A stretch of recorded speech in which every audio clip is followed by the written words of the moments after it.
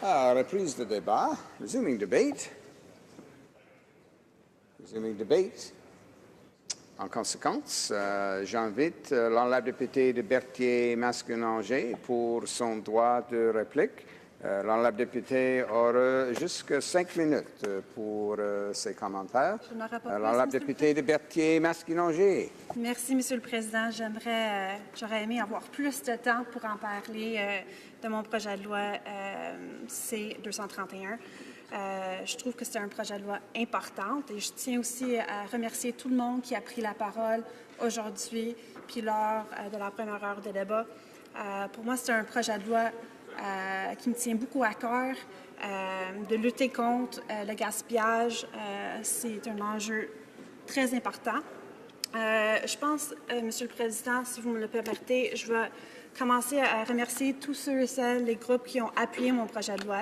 On a eu l'appui de plusieurs moissons, Moisson Montréal, Moisson Mauricie, Moisson Lanaudière, un peu de moissons un peu partout à travers le Québec qui appuient l'initiative et l'objectif du projet de loi 231.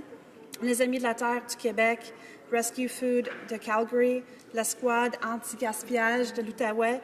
Je tiens aussi à les remercier pour tout leur travail qu'ils font pour lutter contre le gaspillage alimentaire. Recycle Council of Ontario, Second Harvest de Toronto, qui est le plus gros distributeur de nourriture au pays. 8 millions de livres de nourriture ont été distribués dans les 12 derniers mois, Monsieur le Président. On a eu aussi un salut pour notre initiative, notre projet de loi 231 de FAO, l'Organisation des Nations Unies, qui nous dit encore une fois que c'est important d'avoir des cibles pour réduire le gaspillage alimentaire au Canada.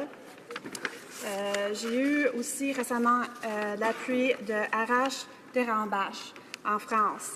Et je lui cite, « Je suis fière de me joindre ma voix à celle de mon ami dans la lutte contre le gaspillage alimentaire au Canada. En France, comme ailleurs dans le monde, le gaspillage de denrées alimentaires est un fléau qui a des conséquences économiques, sociales et environnementales. Pour moi, il est urgent que le gouvernement canadien légifère afin que les denrées non vendues soient redistribuées plutôt que jetées. Aussi, je veux aussi remercier les chercheurs. Iris Simard, auteur de « Comment réduire le gaspillage alimentaire dans l'industrie agroalimentaire au Québec », Éric Ménard, qui est conférencier, blogueur et spécialiste en gaspillage alimentaire, Paul Vanderwerf, qui a fait un travail extraordinaire. Je lui remercie pour tout son aide et son encouragement. On ne va pas lâcher, on va continuer. Food waste in Canada is... Le gaspillage alimentaire, c'est l'affaire de tout le monde au Canada. Bien des gens s'inquiètent du gaspillage alimentaire, c'est dans les nouvelles très souvent. Si on regarde un peu ce qui se passe dans d'autres pays, eh bien, ils ont adopté des mesures qui sont très importantes. Et je crois que le Canada pourrait être un vrai leader, un vrai chef de file en matière de gaspillage ou de réduction du gaspillage alimentaire. Le gaspillage alimentaire a des répercussions sociales, économiques et environnementales très importantes. Ça a été mentionné dans plusieurs discours aujourd'hui. Et plus tôt, aujourd'hui, on a eu un excellent débat sur l'accord de Paris. Je crois que si le gouvernement était vraiment sérieux et voulait vraiment s'attaquer au gaspillage alimentaire ou s'attaquer plutôt au changement climatique, c'est de lutter contre le gaspillage alimentaire. On sait qu'il y a des coûts énormes qui entourent le gaspillage alimentaire ici au Canada. On sait que c'est 31 milliards de dollars par année qui est gaspillé.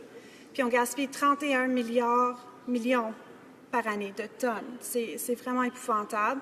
Puis un pays si riche comme le Canada, on sait qu'il y a à peu près 900 000 personnes qui font affaire avec des banques alimentaires.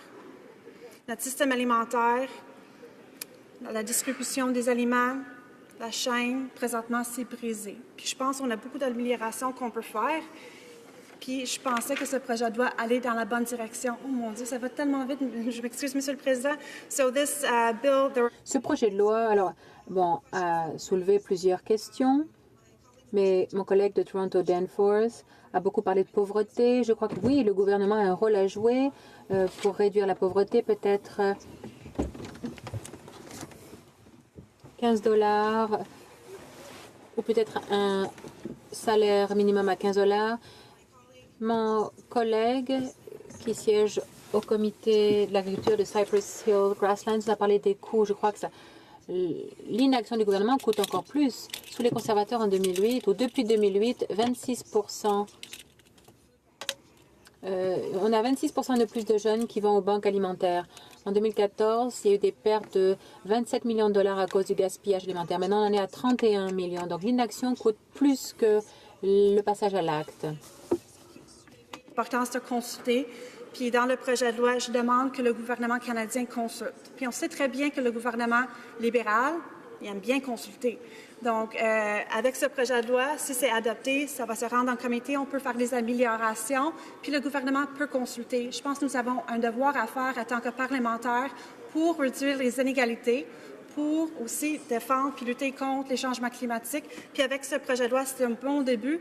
Puis si ça ne passe pas, Monsieur le Président, je vous avoue, je vais continuer à me battre pour réduire le gaspillage alimentaire, puis aussi réduire l'insécurité alimentaire au Canada. Merci. Bravo.